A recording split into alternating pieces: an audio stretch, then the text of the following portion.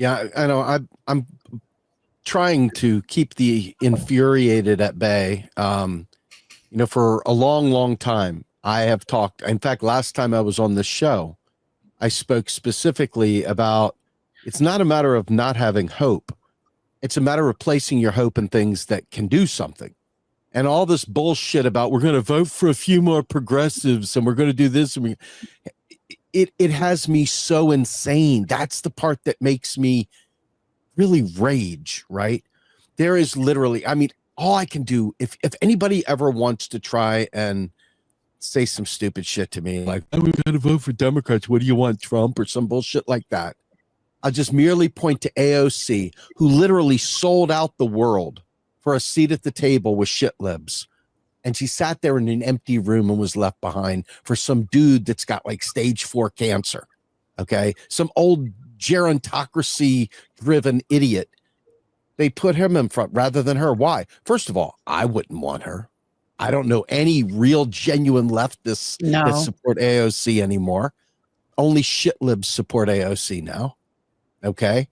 And to watch this and to understand that there is no electoral path forward isn't giving up hope. It isn't nihilism. It's literally understanding the world you're living in.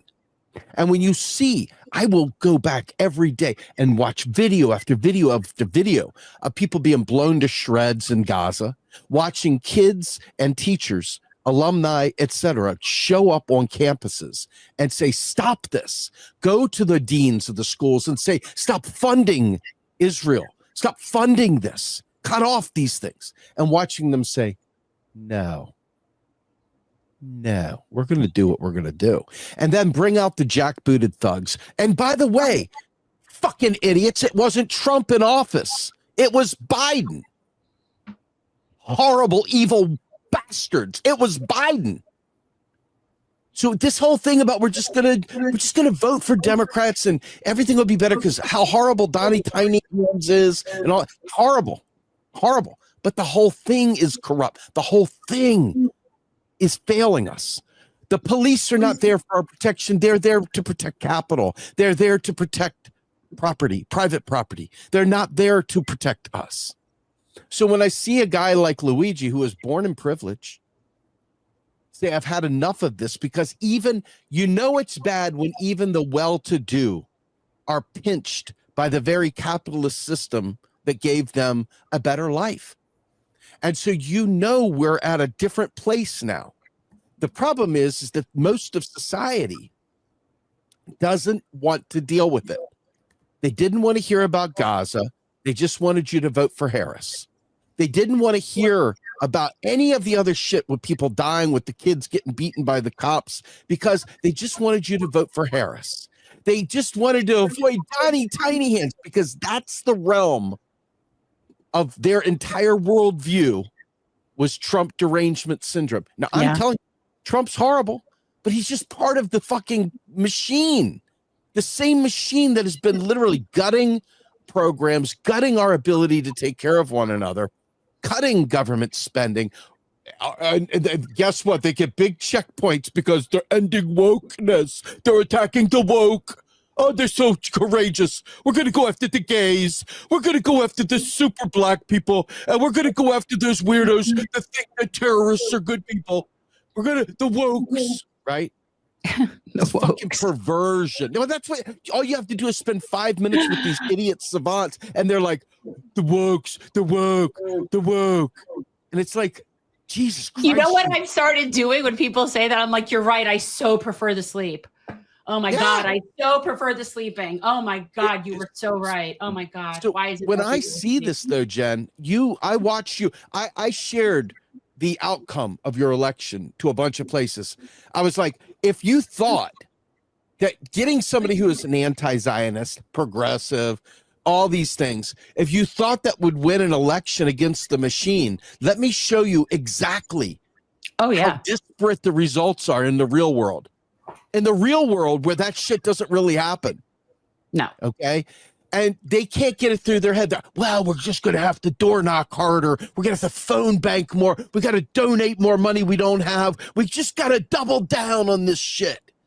Fucking can't stand. And you know what? this is the sad part. This is the part that will crush souls. It's not just about the duopoly. The duopoly is part of a system. The system itself is going to block 400th parties, 9,000th parties, 2 millionth parties. It doesn't fucking matter. Right. It's not a party problem. It's not a party. It is the system. And so every time I tell some poor doe-eyed person, listen, the hope ain't in electoral politics, they're like, but do you want people to lose hope, Steve? In that, yes. In that, yes. I want you to stop wasting your fucking time over here and swing it over here. Because what Luigi did, whether he's a revolutionary or just a fucking dude that had enough or whatever his real story is, whatever that real story is that we will probably never really get to know, okay, doesn't matter, because he could be you or I, okay? At the end of the day, poor, rich, whatever, the system is built in such a way that it's tearing down society. It's tearing us all down, all in the name of the few benefiting through capitalism and the many getting fucked out of it so that the rich can have their cake and eat it too. And until you stop voting for, I mean, maybe what we'll do is we'll pay Congress critters more money so that regular people can run for office. That'll be the trick. Sure, it'll work then. The Democratic machine will let them win. They will. They honestly will. And they're just so childlike in their understanding. And so this is my fear, my concern, is that while they're cheering Luigi on, they're not really willing to do anything other than go down to the local voting booth and put the I voted sticker on their forehead and then walk away and go back to life going, yeah, Luigi, you know, and it's like, that's good. Yeah, I guess, you know, I mean, there's something more, and it's been going on for a long time, for years now. I've said it, and for years I've been ridiculed by people who thought that I was like, well, Steve, you just, you know, just crazy, man. What are you gonna? You're not voting your way. Like if my idea isn't the right idea, even doesn't even matter. The one you think you're going to do by voting for a few more progressives is never going to work, period. So whether that's the right answer or not is irrelevant. The point is it can't be done. So you got to do something else. And unfortunately, every person I talk to is scared shitless to actually calm down, breathe in, and say, okay, what do we do now? Let's talk. Yeah.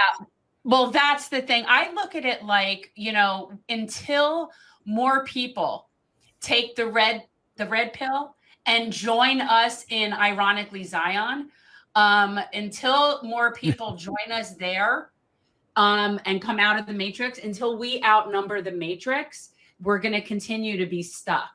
So basically it's like we're trying, but I do feel like we are making progress in that awakening and in that I do. I mean, I've seen it even just the past 5 years. I do feel like we are seeing it.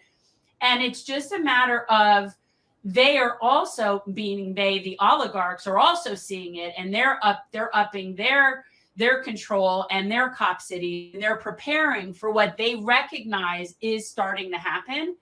So really, this is the revolution. But yeah, it's not coming from electoral politics.